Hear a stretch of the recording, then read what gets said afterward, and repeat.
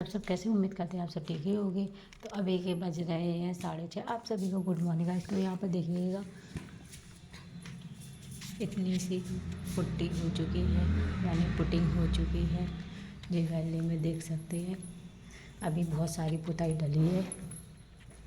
ठीक है, इस वाले रूम के सिंगल कोर्स हो चुका है इस पर, अभी इस पर डबल होगा। ठीक है, क्योंकि मेरी सांस बहुत ज़्यादा फूलती है इसलिए। तो देखिए गाइस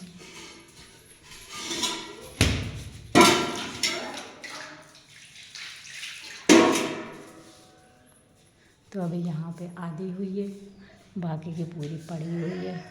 अभी किचन पड़ी हुई है, अभी किचन की नहीं हुई है। तो भाई देखिएगा, तो अभी मैंने झाड़ू वगैरह लगाई है। अब मैं जा रही हूँ पोछा लगाने। देखिएगा सारे बर्तन तक तो ख़राब हो गए धूल धूल से।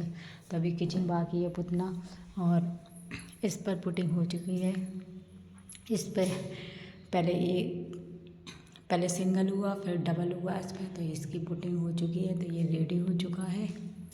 ठीक है, तो ये रेडी हो चुका है ये वाला कमरा। तो इसमें रहेगी नई नवेली दुल्हन, क्योंकि देवर जी की शादी आ चुकी है। 17 अप्रैल को शादी है। तो अभी बहुत सारा पुतने के लिए डला है, क्योंकि 2 पुतैया लगाए थे। तो अभी धीमे धीमे काम चल रहा है। अभी बहुत सारा काम है। अकेले काम करने वाले इंसान हम, सारा सब कुछ हम ही को करना है। क्योंकि हमारी सास तो रिश्तेदार की तरह आती है और रिश्तेदार की तरह आकर चली जाती है, क्योंकि उसको ना कुछ काम करना ना कुछ। और अगर जैसे रिलेशन में शादी पड़ जाए ना, तो हमारी बेटी है ना जी, ये छोटा सा बच्चा देख रहे, अगर कहीं रिलेशन में शादी भी पड़ जाए ना, तो हमारी सासू माँ इसको साथ में ले जाती। इसको साथ में क्यों ले जाती? ताकि रिश्तेदारी में हमें काम ना करने पड़े। है, तो हमारी सासू माँ है ना जो, सबसे ज़्यादा काम चोरनी है, 1 नंबर की। ठीक है, क्योंकि जिस औरत से अपनी साड़ी नहीं धोई जाती, जिस औरत से खाना नहीं बना जाता, जो हमारे ससुर से करवाती है सब काम, हमारी सासू माँ साड़ी, खाना पीना। क्योंकि वो यहाँ नहीं रहती, वो दिल्ली में रहती हैं। दिल्ली में रहती, मकान मालिक की कोठी है बहुत बढ़िया। ऐसे आप लोगों ने देखा होगा, जैसे फिल्मों में देखा होगा, कितनी बड़ी बड़ी हवेली होती है। ऐसी हवेली है साहब की। तो ये हवेली है और यहाँ पर सामने खेत है। ठीक है, तो बढ़िया वो ऐसा रहती है, ना तो उसको झाड़ू लगाना, ना तो उसको पोछा लगाना दिल्ली में वहाँ पर। ठीक है, उसको कुछ काम नहीं करना पड़ता। और सब रिश्तेदार के सामने क्या कहती है, मैं बहुत काम करती हूँ, मैं धूप में फसल काटती हूँ, बल्कि कुछ भी नहीं करती। क्योंकि जब फसल का टाइम होता है या सब्जियों का टाइम होता है, तो लेबर लगा देते हैं। और सारा पैसा कौन देता है? हमारे पति देव।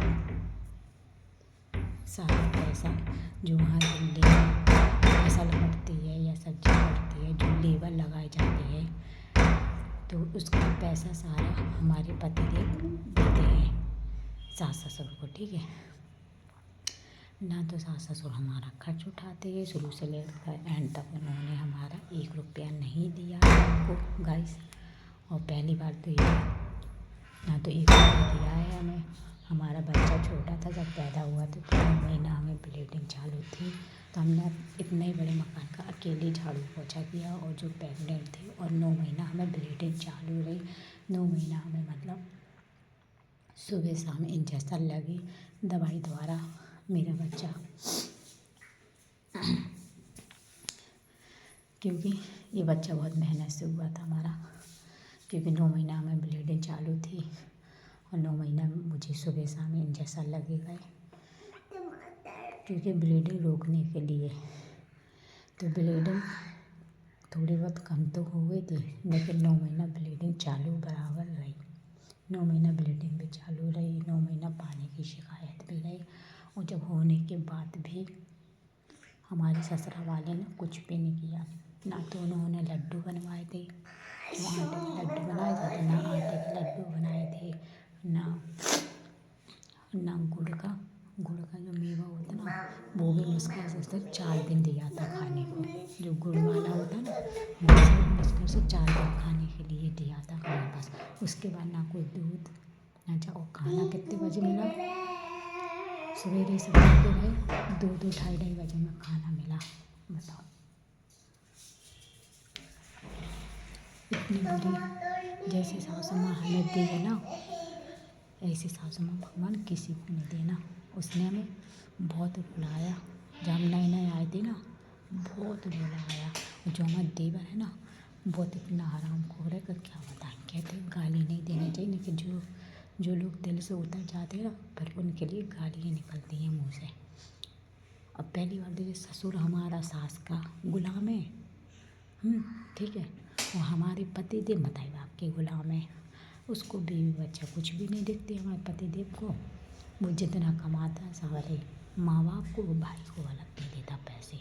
बताओ, वो जिम जाता, उसको 5,000 रुपया देते हमारे पतिदेव। बताओ, जो उसके पास पैसे तक नहीं रहते, दूसरे से उधार लेके देते हैं। क्योंकि 9,000 तनख्वाह में क्या हो रहा, प्राइवेट जॉब छोटे से पूरा पैसा आता, सब दे देते उन्हीं को। घर में तो 1 रुपया नहीं बचाते हम लोग। घर में जो रहता, कभी कभार तो चटनी रोटी भी खा लेते हम।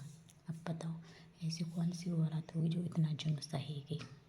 लेकिन वो तो मजबूरी है, मानेंगे। बाप नहीं है हमारे, माँ बाप नहीं है हमारे, भैया भाभी भी अपने घर के हैं। क्योंकि तीज त्योहार को तो हर कोई पूछ लेता, बाकी की बात कोई नहीं पूछता। ठीक है। इसलिए आप लोगों से गुजारिश है गाइस, आप हमारी एक फैमिली की तरह है। जितना हो सके इस वीडियो को उतना शेयर कीजिएगा कि हमारा ये वीडियो कम से कम मिलियन में तो जाए। क्योंकि मुझे सख्त पैसों की ज़रूरत है। क्योंकि हम इधर पर रहना नहीं चाहते, ये गांव है, हम इधर पर रहना बिल्कुल नहीं चाहते। और हमारी शादी, क्योंकि 10 साल के पहले जॉब करते थे प्राइवेट ग्वालियर में। ठीक है। किराए से रहते थे, एक रूम लिए थे हम लोग छोटा सा, उसी में खाना बनाते थे। जो 10 साल रहते थे, एक रूम लिए थे, उसी में जो खाना बनाते थे, उसी में सोते थे, सब कुछ उसी में करते थे। 10 साल पहले की बात बता रहे तो। ठीक है। तो हमारी शादी तो ये कह हुई थी, इनकी जो बिचौलियाँ हैं ना, इनकी खुद की सास की खास बहन, तो वो बिचौलियाँ हुई ना, तो हमारे मोहल्ले में रहती 2 जगह छोड़ के। तो उसने तो ये कहा था हमारी मम्मी से कि समझे, तुम्हें टेंशन नहीं लेना, तुम्हारी मोड़ी को गांव में नहीं रहना, सिटी में रहना। 10 साल से मोड़ा बाहर ग्वालियर में जॉब कर रहा, और तुम्हारी मोड़ी को वहीं रहना है। ऐसे है कि तीज त्योहार है या रिलेशन में किसी की शादी है, तो ससुराल हम बराबर आएंगे। हमने इतना तक कह दिया था। ठीक है, हम बराबर आएंगे। तो उसके बाद तो हमारी शादी ऐसे कह के हुई थी। जैसे ही लोगों को पता चला कि अब बहू आ गई, ठीक है, उसके बाद तो क्या छोड़ो, उन्होंने कहा बहू आ गई, तब ऐसा ना हो कि बेटा, हम तो ग्वालियर गए तक नहीं है। हम तो ग्वालियर 5 महीने बाद गए। 5 महीने बाद गए, 15 दिन रहे वहाँ पे, और वहाँ से ये हमें भगा लाए कि हमारे ससुर ने पतिदेव को फ़ोन किया कि अभी कोरोना, उस समय बहुत ज़्यादा कोरोना फैला हुआ था पूरी सिटियों में। तो हमारे ससुर ने फ़ोन करके हमारे पतिदेव को फ़ोन लगा कर बोला कि तुम एक काम करो बेटा, अभी घर चले जाओ पलेरा, वहाँ पर रक्षाबंधन आने वाला, रक्षाबंधन आ रही, तो तुम लोग त्योहार कराना जब तक ये कोरोना है, ये कोरोना शांत हो जाएगा। क्योंकि उस समय इनकी छुट्टी भी चल रही थी, क्योंकि कोरोना बहुत ज़्यादा था ना उस समय। तो पूरी ड्यूटियों की छुट्टी वुट्टी हर एक चीज़ बंद हो गई थी, बस ट्रेन सब कुछ बंद था। तो इस बहाने से हमारे सास ससुर ने हमारे साथ बहुत बड़ा गेम खेला। तो इस चक्कर में हमें धोखे से लाया गया। फिर उसके बाद इन्होंने पूरा सामान मंगवा लिया ग्वालियर में, जो था एक पलंग था, छोटा सा गैस था, तो सब कुछ मंगवा लिया।